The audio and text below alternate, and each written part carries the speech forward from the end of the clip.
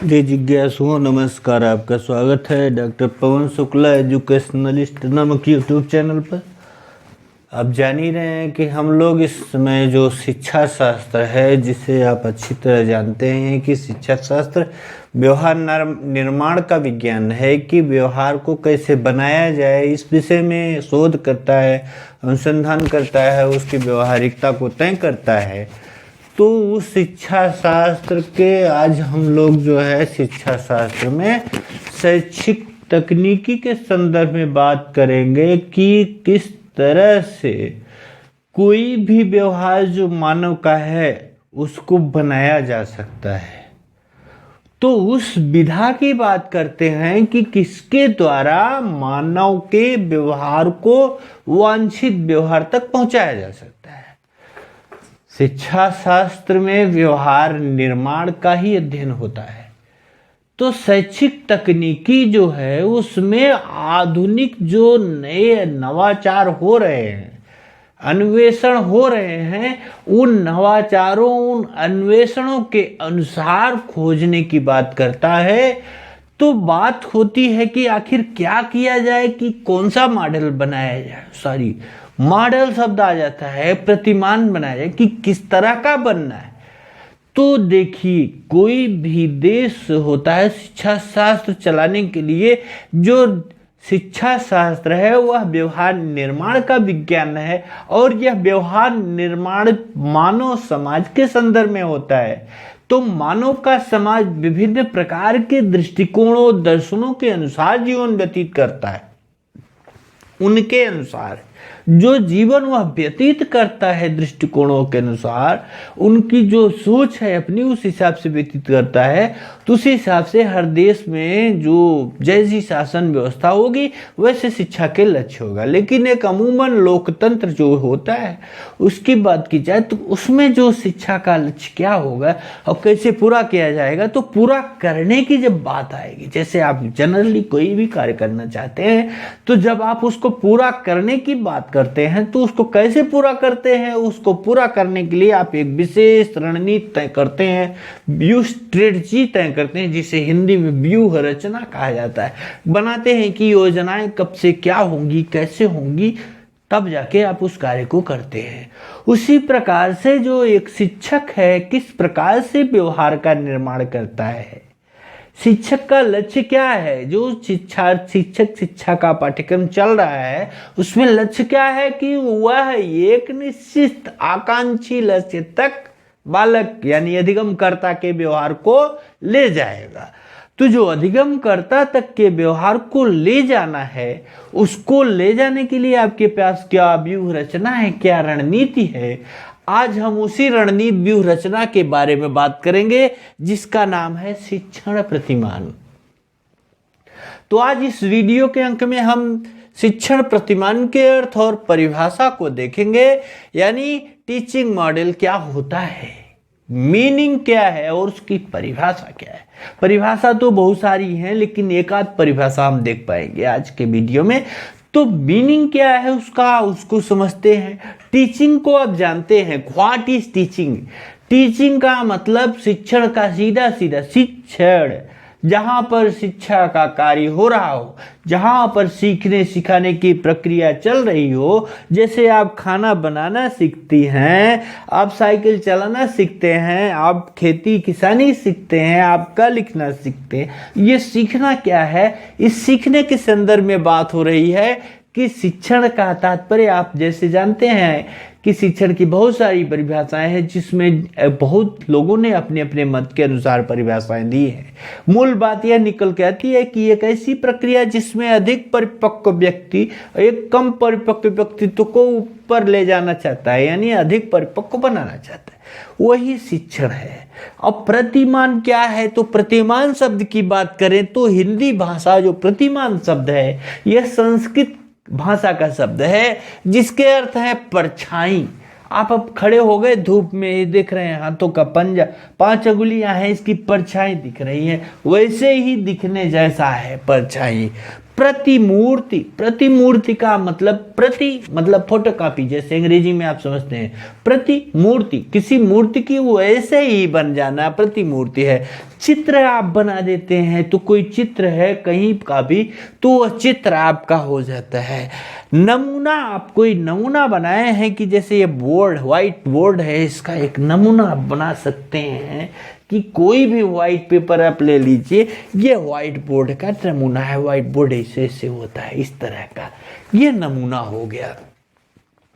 दूसरा, उसका अर्थ और हिंदी भाषा में जो संस्कृत शब्द है उसका हिंदी भाषा में दूसरा अर्थ क्या है कि वह मूर्ति जिसके नमूने पर वैसी ही मूर्ति बनाई जाए।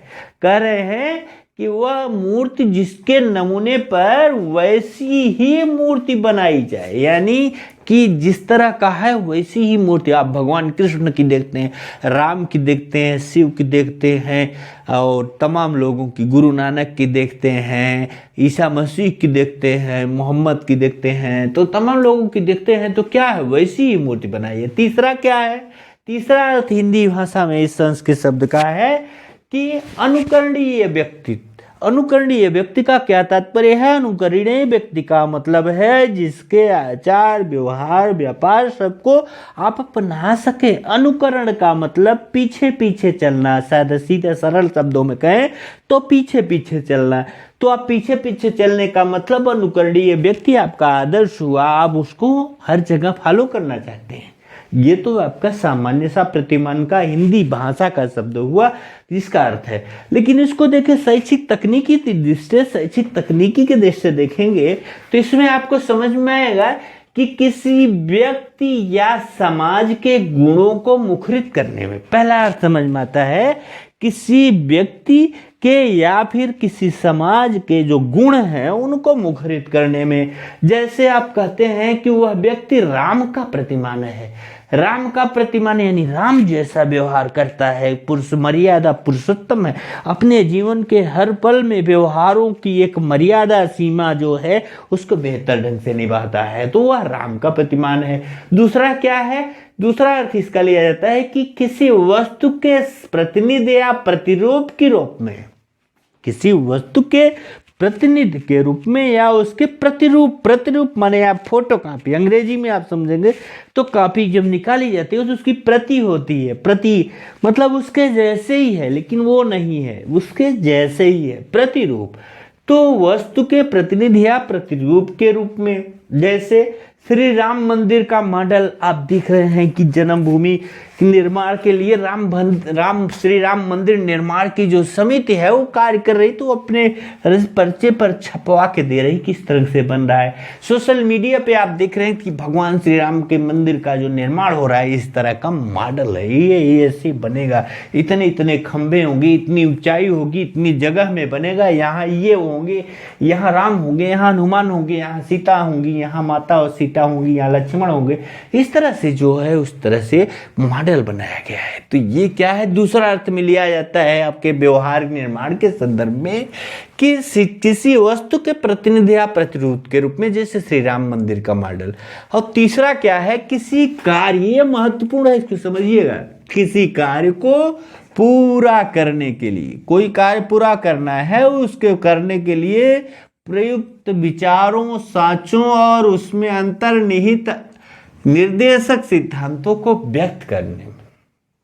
आप कोई जो कार्य है उसको कैसे पूरा करेंगे, उसको पूरा करने के लिए आप कोई मॉडल तैयार करते हैं, कोई विचार, मॉडल तो पूरा टोटल हो जाता है, कोई विचार आप बनाते हैं कि आपको कोई कार्य करना है, तो आप सबसे पहले क्या करते हैं, सबसे पहले आप एक विचार बनाते हैं और विचारों की जो श्रृंखला है उनको साँचों में ढालते हैं कि ये आपको बिजनेस करना है, दुकान करना है, पढ़ना है, लिखना है, कुछ भी करना है, और उसमें जो अंतर्निहित निर्देशक सिद्धांत हैं उनको व्यक्त करते हैं कि इस समय यह होगा, इस समय यह होगा, इस समय यह होगा, इस तरह से व्यक्त करते हैं। तो यही प्रयोग जो तीसरा अर्थ है यह शिक्षा के क्षेत्र में लिया जाता है, क्योंकि यहाँ माना जाता है कि हमको ऐसे होना है। देखिए प्रतिमान का एक परिभाषा आपके सामने छोटी सी है। एच.सी. वेल्ड जो हैं वे लिखते हैं कि to confirm in behaviour action and to direct one's to action according to some particular design or idea is called model। ध्यान से समझिएगा। एच.सी. वेल्ड कहते हैं कि टू कन्फर्म, बिल्कुल कंफर्म करने के लिए निश्चित हो जाए।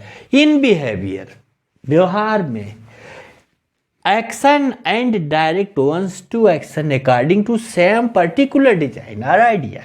जैसी डिजाइन तय की गई, व्यवहार का प्रारूप तय किया गया या फिर विचार तय किया गया, उसके अनुसार व्यवहार कैसे बना दिया जाए, उसकी जो व्यवस्था है वही मॉडल कहलाती है। देखिए प्रतिमान क्या है? प्रतिमान किसी आदर्श के अनुरूप व्यवहार को ढालने की प्रक्रिया है। जो कोई आदर्श है जीवन का, किसी भी अंश का, तो उस भगत सिंह हैं या बोस हैं या फिर चंद्रशेखर आजाद हैं या फिर बसु हैं, बहुत सारे लोग हैं, या फिर आपके रामानुजम है या फिर कोई आर्यभट्ट है, इस तरह से है। तो व्यवहार प्रतिमान किसी आदर्श के अनुरूप व्यवहार को ढालने की प्रक्रिया को कहा जाता है। कि जो व्यवहार है उसको कैसे ढाला जाएगा, इसकी जो प्रक्रिया है उसे मॉडल, अंग्रेजी में, हिंदी में प्रतिमान कहा जाता है। ये बात आपको एक सामान्य अर्थ के रूप में समझ में आई। अब इस शिक्षण प्रतिमान क्या है इसकी बात करते हैं कि टीचिंग मॉडल की मीनिंग एंड डेफिनेशन को समझना है हमारा मूल लक्ष्य है इस वीडियो में। तो यहां हमको एक परिभाषा लेनी पड़ेगी ब्रूस आर जॉयस की, जिन्होंने शिक्षण के प्रतिमानों पर बड़ी अच्छी पुस्तक लिखी है। उनकी पुस्तक में एक परिभाषा लिखी गई है। क्या? ब्रूस आर जॉयस कहते हैं, क्या कहते हैं कि टीचिंग, देखिए, जो अपनी भाषा में जिस बात को कहता है उस भाषा का ज्ञान थोड़ा सा अच्छा लगता है, क्योंकि जो उसमें कह रहा है तो उसके सेंस उस भाषा के हैं। तो पहले आप उन्हीं की भाषा को सुनिए। क्या कहते हैं? ब्रूस आर जॉयस कहते हैं कि teaching models are just instructional designs. ध्यान से समझिएगा, शिक्षण प्रतिमान क्या है? Just instructional designs. ये क्या है? अनुदेशन के कुछ व्यूह रचनाएं हैं। अनुदेशन की कुछ व्यूह रचनाएं हैं। क्या करती है वे? दे डिस्क्राइब, जो कि विस्तारित करती है, विवरण करती है किसकी?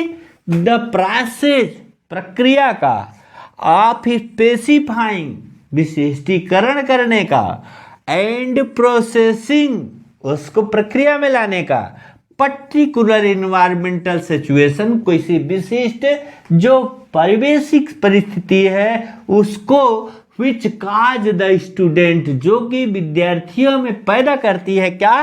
To interact in such a वे, कि विद्यार्थी इस तरह से अंतः क्रिया करें कि that specific change occurs in his behaviour, जिसके द्वारा जो स्पेसिफिक चेंज है, यह स्पेसिफिक चेंज, आप विद्यार्थी के व्यवहार में कुछ विशिष्ट चाहते हैं, स्पेसिफिक परिवर्तन, विशिष्ट परिवर्तन चाहते हैं, आकर्स इन हिज बिहेवियर, जिसपे उसके व्यवहार में परिवर्तन हो सके।